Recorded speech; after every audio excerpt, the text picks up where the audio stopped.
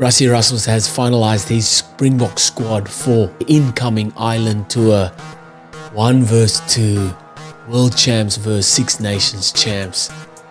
It doesn't get bigger, and hopefully we can finally settle the debate who's the best, Springboks or Ireland.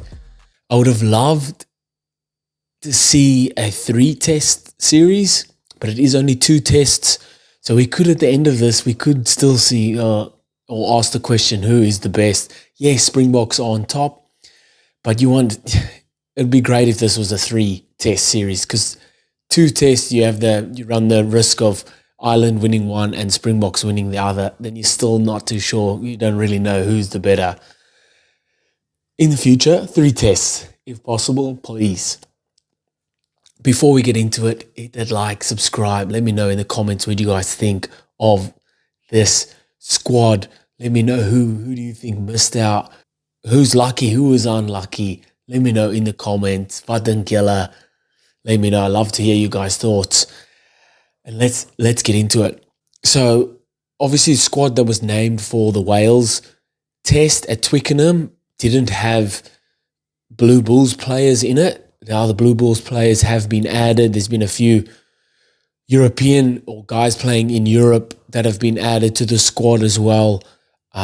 Again, just looking at the squad just shows the depth of like Rassie has to choose from. He's also named a players on standby list. We'll get to that in a second. But just looking at the squad that has been named, man, running through the forwards quickly, I love this, man, because I did a video on Ireland squad that's named. They've got a strong or massive pack of forwards coming to test the Springboks, but this is where you win the games, boy. You win it up front. You win it your first phase, your lineouts, your scrums, your rucks, your tackles, the physicality, and this squad has definitely got that. Loving the mix of physical, strong, but then there's a bit of X factor.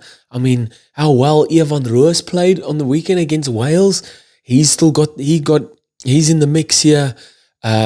Love to see what someone like Pepsi Buthelezi can do at the international level. I thought BJ Dixon was fantastic as well. He come off the bench. But then they've added guys like Thomas du Toit. He's been unreal for Bath in the Premiership. I think he won Forward of the Year. So he's been fantastic for them. Got like most top try scorer, which is unreal. Johan Grobbelaar, obviously from the Bulls, that's come back in. So Siakolisi's been added again. The RG Snyman Ergia is in. Gerard Steenkamp, Marco van Staden as well. Eskom, better known.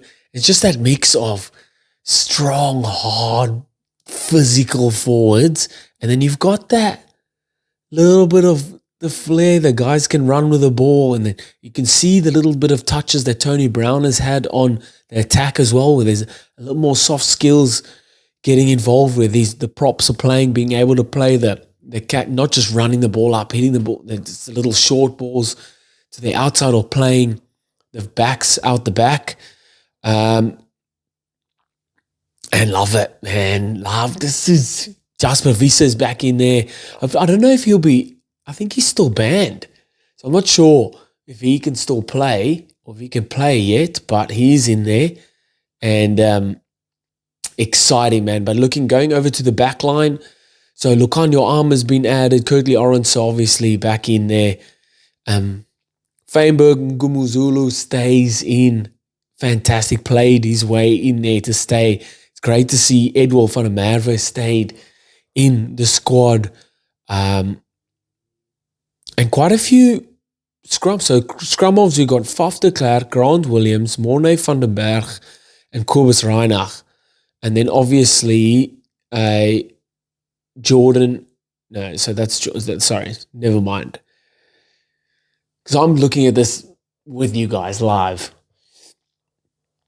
But just good, man, good mix. I feel like got Villaroo's come back in. Cheslin Colby's in there.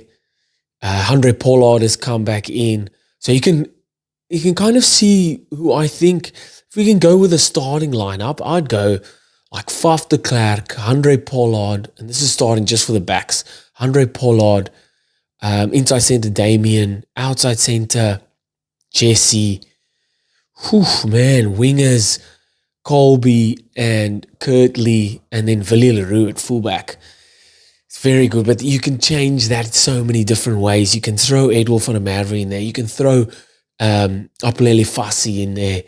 Man, Lucanio Arm you can throw in there. Andre Estreisen you can throw in there. Good, again, a good, strong depth, obviously depth, experience in there, but then starting to breed these younger players or the new players coming in that are going to be there for the next 10, 8 years or so, which is good to see, man. Just this the mind, or not the mindset, but the thought process behind it all with Rassie. They're always thinking 2-3 steps ahead, and it's good to see. Then we're looking at the players on standby. So yeah, Jean-Luc Dupree, Dweba, Netling Forshia, Gumede, Erich Low, Wilco Low, Chunu, Ruben van Heerden, Andre Ingevent, and then for the backs, Hartzenberg, Hendrikse, Hooker, Horn, and Masuku. I think these guys will be very tight working with the squad, because injuries happen just like that, and they'll be straight in there. Strong squad. We're gonna have to lift up a few gears from the Wales game on the weekend.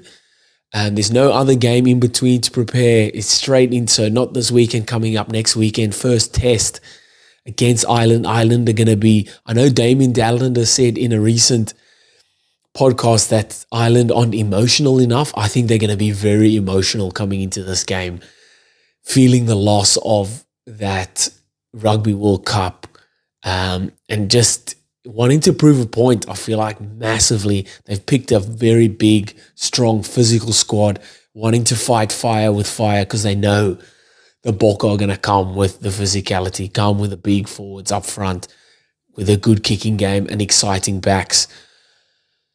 It's going to be one for the ages, man. It literally doesn't get better. 1 versus 2. We're going to hopefully we can settle the debate. Let me know, what do you guys think? Should there be 3 test series? This should be a 3 test series. You don't want the if, buts, or maybes. You're winning 2 out of them. You're not just going to win 1 and then someone else wins 1 and then it's kind of even. No, you win the series or you lose the series. Boy, that's what we want. But no good. There are no real surprises, no real shocks.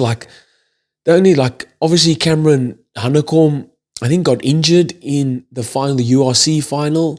He's probably someone that everyone was thinking, he should probably be in there, but I think he's injured. So, yeah, then obviously guys like Steven Kitsoff not available due to injury as well. And then you got Thomas du Toit coming in. Strong forwards, man. They just it's that next man up mentality, man. So good. Hopefully we can get some more debuts out there. Buthelezi yet to debut. So it's good. Jan-Hendrik Wessels, I think. So exciting, interesting, can't wait. How it doesn't get better. Let me know in the comments what you guys think. Hit that like, subscribe, and I'll see you next time. Bye.